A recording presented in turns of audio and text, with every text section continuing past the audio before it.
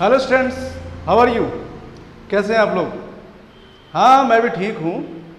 और आज तो लग रहे हो तुम मुझे कुछ पढ़ने के मूड में हो, फ्रेश दिखाई दे रहे हो। लेकिन अक्सर मैंने देखा है कि बच्चे जब यहाँ आते हैं तो ठीक है, पढ़ने के मूड में होते हैं। मुझे देख करके उनके अंदर एक मोटिवेशन आता है और उनके अंदर एक इंटरेस्ट जागता है कि चलो आज सर कुछ नया बताएंगे, कुछ ना कुछ इंटरेस्टिंग टॉपिक बताएंगे, तो हम उसको जो होता है कि अच्छी तरह से अंडरस्टैंड करें। अच्छी बात। लेकिन एक चीज़ और भी होता है, एक चीज़ और भी होती है कि कभी भी अपना इंटरेस्ट मेरे जाने के बाद कभी भी चेंज मत करो। क्यों? क्योंकि देखो ऐसा होता है ना कि अपने दिमाग में वही जो होता है कि एटमॉस्फेयर रखना चाहिए जो यहाँ पर मैं क्रिएट करता हूँ, क्योंकि ज़रूरी है, वेरी इंपॉर्टेंट। अब देखो, अब मैं जो होता है कि न्यूटन्स लॉ के बारे में मैं आपको कई बार बता चुका हूँ, उसकी एप्लीकेशंस के बारे में भी आपको बता चुका हूँ। लेकिन आज जो मैं बताने जा रहा हूँ वो भी न्यूटन्स लॉ के ही जो होता है कि फील्ड में है, लेकिन थोड़ा सा वो डिफरेंट है क्योंकि उसमें नंबर ऑफ फोर्सेस के बारे में हम स्टडी यहाँ पर करेंगे। तो एक हमारे पे टॉपिक होता है कॉन्करेंट फोर्सेस। कॉन्करेंट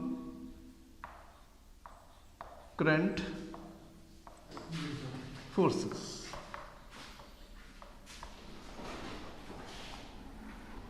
अब जैसे हमने देखा होगा प्रैक्टिकली, हम कई चीज़ देखते हैं कि कोई भी बॉडी है, कई फोर्सेस के अंडरगोज में होती है, कई फोर्सेस में लगे हुए होते हैं, कई फोर्सेस में अप्लाइड होते हैं, डिफरेंट डिफरेंट डायरेक्शंस में होते हैं और डिफरेंट डिफरेंट पोजीशन में होते हैं। तो कई केसेस में तो जो होता है कि वो बॉडी इक्विलिब्रियम स्टेट पे होती है और कई केसेस में वो इक्विलिब्रियम स्टेट पे नहीं होती। तो वही कंडीशंस के बारे में पढ़ेंगे कि किन कंडीशंस पे वो इक्विलिब्रियम स्टेट पे है और किन पे नहीं है under these forces. So when the number of forces are applied on a body in a such a way, body is in rest or body is in a motion but in uniform motion, then the system is called in equilibrium. But body is not in uniform motion, is not in rest and moves with a certain acceleration, non-uniform acceleration or constant acceleration, then the body is called in not in acceleration, not in equilibrium. Body equilibrium में नहीं है, in equilibrium में है। तो वहीं पर मैं बता रहा हूँ कि रैंडमली, जैसे मैं कोई बॉडी लेके बता रहा हूँ, कोई भी रैंडमली हमने बॉडी ली, let this body undergoes three forces are applied on this body in such a way body may be in equilibrium, may not be in equilibrium. ऐसा हो भी सकता है। तो जैसे कि मैंने एक फोर्स अप्लाई किया, एक फोर्स मैंने यहां से अप्लाई किया और एक फोर्स में और अप्लाई कर रहा हूं, late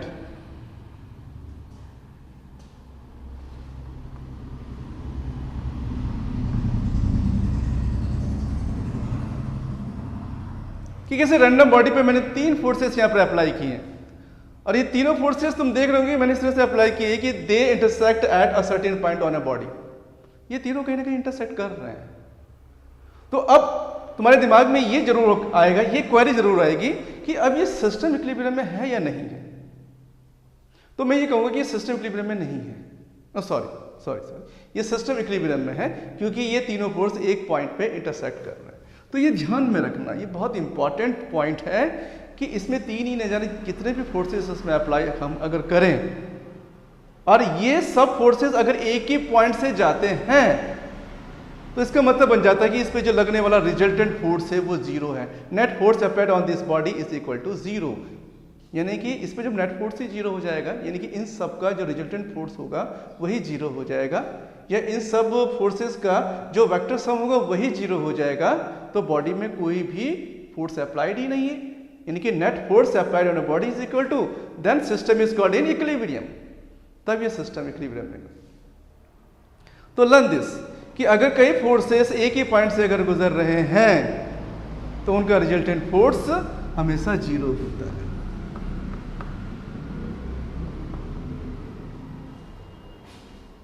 Sigma F summation of these forces applied on this body, and such forces are called concurrent forces.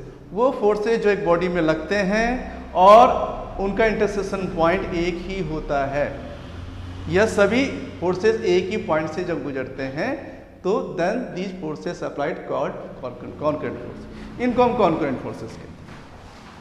Clear हो गया? नॉट नेसेसरी कि ये 3 फोर्सेस ही कई फोर्सेस में लग सकते हैं। अब मैंने कहा है कि इनका जो रिजल्टेंट होता है वो 0 होना चाहिए। इनके vector sum of these forces must be equal to 0, that is force F1 plus force F2 plus force F3। अगर 3 फोर्स अप्लाई है तो यहीं तक हम इक्वल टू 0 ले सकते हैं। लेकिन इससे ज़्यादा फोर्स अप्लाइड है और वो भी सेम पॉइंट से जा रहे हैं, यानी कि वो भी अगर कॉन्करेंट फोर्स बन रहे हैं तो तब हम आगे भी ले सकते हैं, Fn तक ले सकते हैं। तो जितने भी फोर्सेस में अप्लाइड होंगे, जितने भी इसमें कॉन्करेंट फोर्सेस होंगे, उन सब का वेक्टर सम हमेशा 0 होगा। Then body is called in equilibrium.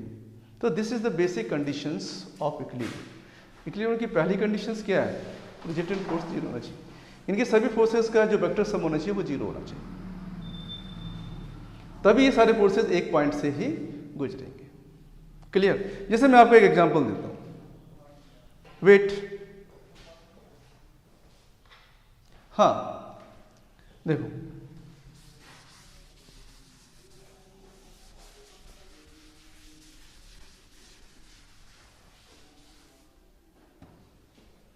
Consider करें कि एक वॉल है हमारे पास, ठीक, और उसमें कोई आयरन की बॉल हमने हैंग कर दी।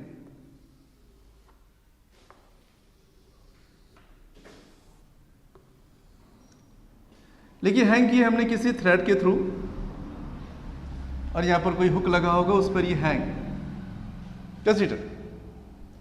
तो अभी आप ये देख रहे हैं कि ये कोई आयरन बॉल है, सॉलिड बॉल है, इसको हमने यहां से क्लिप कर दिया है और इसको थ्रेड से हमने किसी हैंगर पे, वॉल पे लगे हैंगर पे इसको हमने हैंग कर दिया। क्लियर? अच्छा, अब आप एक चीज नोटिस कर रहे होंगे इसमें, आप ये नोटिस कर रहे होंगे कि बॉडी इज इन रेस्ट, यानी कि बॉडी इज इन इक्विलिब्रियम। अब ये बॉडी इक्विलिब्रियम में, अब आप इसमें नोटिस कीजिए कि ये बॉडी इक्विलिब्रियम में तो है, रेस्ट में है, लेकिन कौन से फोर्सेस ऐसे हैं जिनकी वजह से ये इक्विलिब्रियम स्टेट पे है?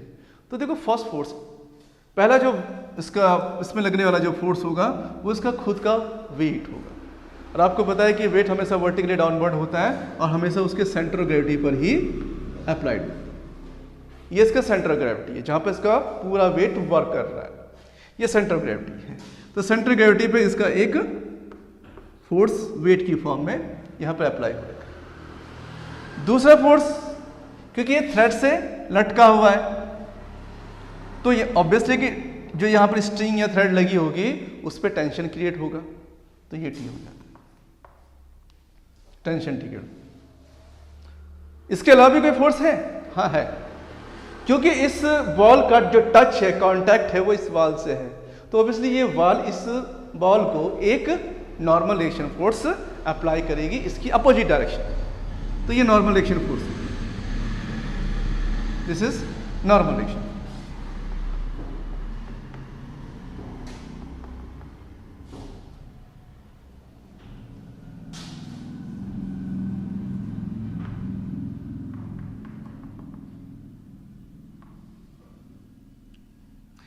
थ्रेड को हम इस तरह से इस पे हैंग कर रहे हैं, इस तरह से लगा रहे हैं कि ताकि थ्रेड पे जो लगने वाली टेंशन टी है, क्योंकि 3 फोर्सेस हैं ऑब्वियसली, ज्यादा 3 forces acting on this body ball, और क्योंकि बॉडी किस में है? इक्विलिब्रियम में, तो ये जो तीनों फोर्सेस होंगे ये कॉन्करेंट होंगे, ये तीनों कॉन्करेंट होंगे, एक ही पॉइंट से जाएंगे, उसी पॉइंट से डब्ल्यू जा रहा है, उसी पॉइंट से टेंशन जा रही है, उसी पॉइंट से नॉर्मल एक्शन जा रहा है। तो ये वो 3 फोर्सेस हैं जिनकी वजह से बॉडी इक्विलिब्रियम में है।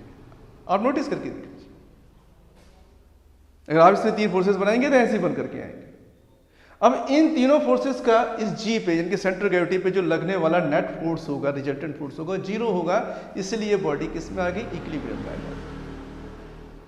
तो अगर वेक्टर की फॉर्म में अगर हम ये कहेंगे कि vector W plus vector N plus vector T is equal to 0, देखो वेक्टर सम में अलजेब्रिक सम में चेंज होता है, काफ़ी फर्क होता है, ठीक है, क्योंकि वेक्टर सम जब हम लेते हैं तो उसमें डायरेक्शन भी इंक्लूड करते हैं, खाली मैग्नीट्यूड इंक्लूड नहीं करते हम, उसमें डायरेक्शन भी इंक्लूड होती है। अब जैसे कि मान लीजिएगा कि इसका मतलब ये बन जाता है कि इसके जो कंपोनेंट्स होंगे, इन सब फोर्सेस के अगर मैं कंपोनेंट ले लेता हूँ, वाई कंपोनेंट की बात अगर करता हूँ, तो इसके अगर कंपोनेंट अगर मैं लेता हूँ, अगर वर्टिकल कंपोनेंट पहले नहीं बल्कि पहले हॉरिजॉन्टल कंपोनेंट लेता हूं, तो हॉरिजॉन्टल कंपोनेंट को मैं इस तरह से लूँ, यानी कि जितने भी फोर्सेस हैं इनमें से जो ऑलरेडी हॉरिजॉन्टल में है तो वो तो ठीक है, लेकिन जो हॉरिजॉन्टल में नहीं है तो उनको पहले हमें हॉरिजॉन्टल कंपोनेंट में कन्वर्ट करना पड़ेगा, पहले हॉरिजॉन्टल कंपोनेंट में कन्वर्ट करना पड़ेगा। तो उन सब हॉरिजॉन्टल कंपोनेंट का सम भी 0 होगा और उनके वर्टिकल कंपोनेंट का सम भी 0 होगा, क्योंकि किसी भी सिस्टम ऑफ फोर्सेस उनका जो रिजल्टेंट होता है यानी कि सिग्मा एफ, वो हमेशा इन कंपोनेंट्स के इस फॉर्मूले से डिटरमाइन होता है।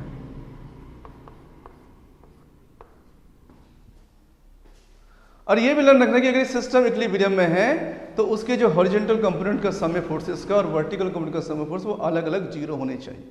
इट मीन्स कि इक्विलिब्रियम कंडीशन की मैंने ये कंडीशन बताई थी, ये होना चाहिए, तो हम इसके अलग अलग कंपोनेंट लेंगे तो वो भी आपस में इक्वल टू 0 होने चाहिए, तब ये कंडीशन अप्लाइड हो।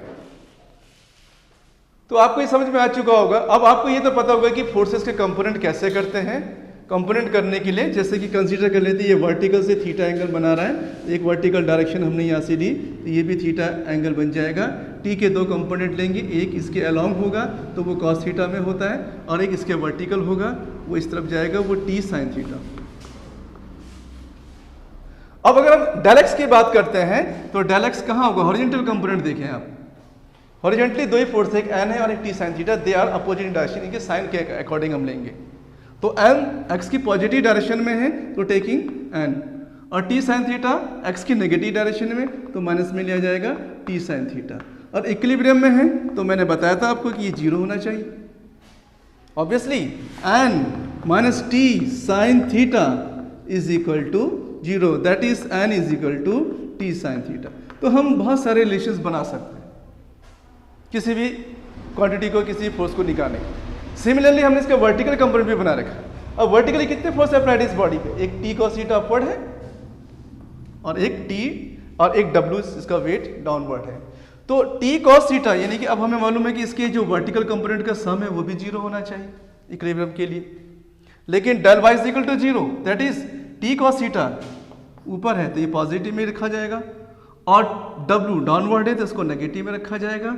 तो net force along Y axis is equal to 0, so W is equal to T cos theta. तो यहाँ हमारे पास 2 रिलेशन क्रिएट हो गए, N is equal to T sine theta and W is equal to T cos theta.